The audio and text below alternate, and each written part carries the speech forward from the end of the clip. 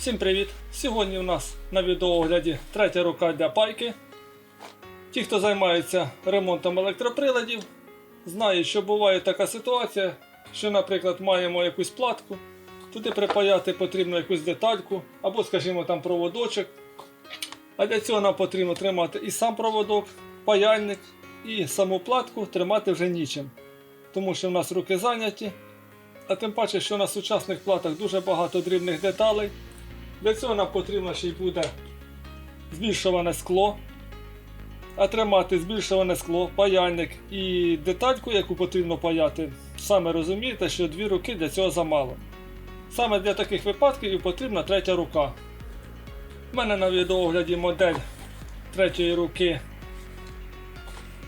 Десь я бачив, було написано модель. Модель MG16129C. Давайте зараз розпакуємо. Подивимося комплектацію.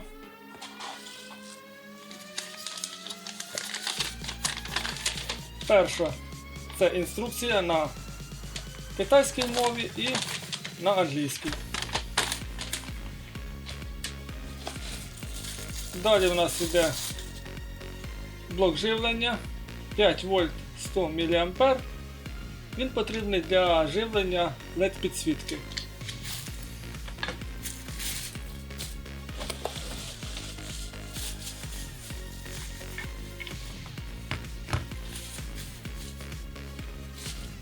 Також маємо 3 збільшувані скла. Основне це діаметром 90 мм, має збільшення в 2,5 рази. Також є кріплення для додаткових двох лінз. Вони діаметром 34 мм, одна має збільшення в 10 разів, інша у 7,5 разів. У разі потреби ви можете їх прикріпити знизу під збільшуваним склом.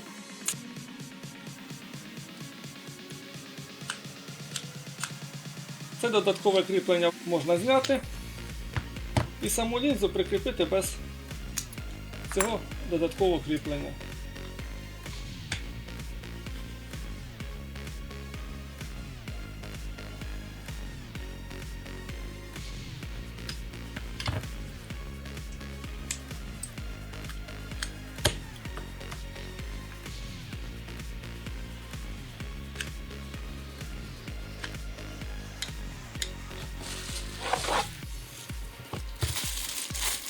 І далі у нас основне це стійка з усіма іншими кріпленнями. Основа третьої руки це пластикова коробочка, на якій кріпиться ліхтарик підсвітки, центральна стійка із крокодилами для кріплення плат, збільшуваних стекол і збоку у нас кріплення для тримання паяльника. Ззаді у нас є роз'єм для підключення блока живлення для підсвітки. У разі, якщо ви не хочете користуватися блоком живлення, то мається відсік під батареєчки типу 2А, 3 штуки. Давайте їх одразу і поставимо, раз ми його відкрили.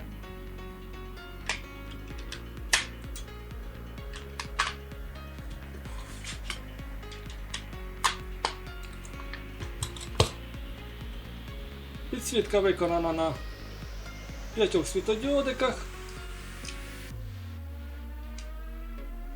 Має гнучку ніжку. Ви можете виставити так, як вам її потрібно. Центральна стієчка у нас ніяк не регулюється. Вона тут прикручена намертво.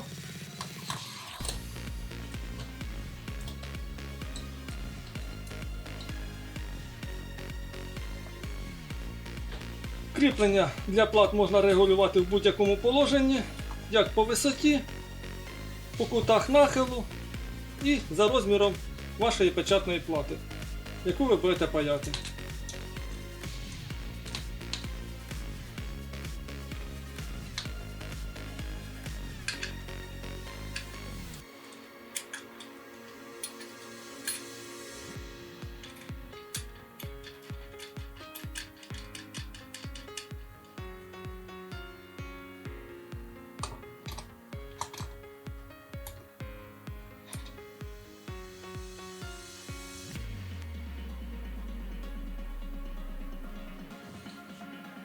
Ось так виглядає третя рука в зібраному вигляді.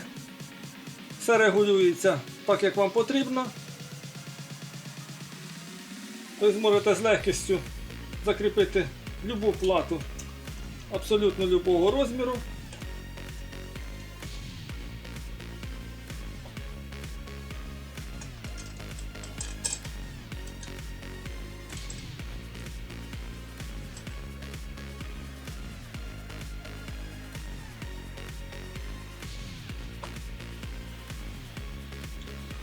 Підсвітка, як ми бачимо, досить яскрава. І тепер можна брати детальку чи проводочок, який вам потрібно. У нас все закріплено і спокійно все паяти. Плюс до того є збільшуване скло, яке дуже допомагає в пайці. Є кріплення для паяльника. Мій паяльник провалюється дуже далеко і торкається жалом до пластмасової підставочки. Це не дуже добре. Тому ми будемо його кріпити десь приблизно якось отак. Якщо вам буде потрібна додаткова лінза, можете її закріпити внизу. І за допомогою неї роздивитися самі дрібні детальки, їх назву або їхні параметри. Не встиг я ще покористуватися цією третьою рукою, як помітив один суттєвий недолік. Річ у тім, що оці затискачі мають досить такі гостренькі зубчики. І вони пошкоджують захисне покриття на самій платі, також пошкоджують дорожки і велика ймовірність того, що вони можуть пошкодити самі дрібні детальки. Тому я зараз візьму ці зубчики трішки зітру, щоб вони були не такими гострими. І надіну сюди термоосадочну трубочку.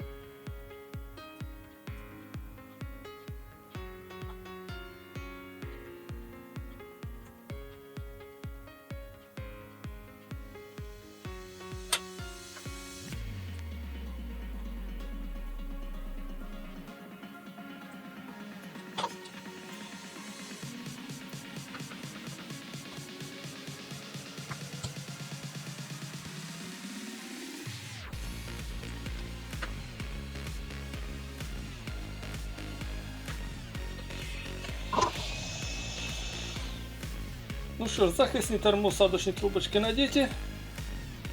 Тепер можна не переживати, що гострі зубчики крокодильчика пошкодять захисне покриття на платі, або пошкодять доріжку, чи ще гірше який-небудь елемент. Міцність кріплення від цього не зменшилась, плата тримається, можна з нею працювати. А на цьому все. Сподіваюся, це відео буде комусь корисним. Дякую за увагу і до зустрічі!